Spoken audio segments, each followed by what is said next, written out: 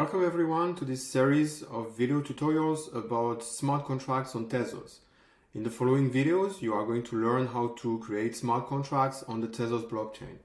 We are going to introduce the different languages that you need to learn in order to create smart contracts.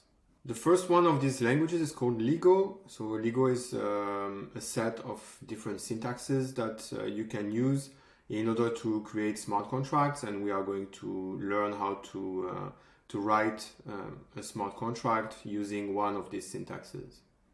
The second language is called SmartPy. So SmartPy is a Python library.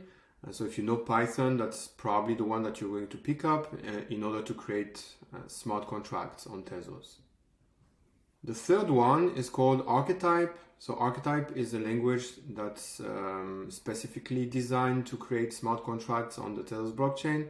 So we're going to have an introduction of the language and see how it works and how you can use it to write smart contracts.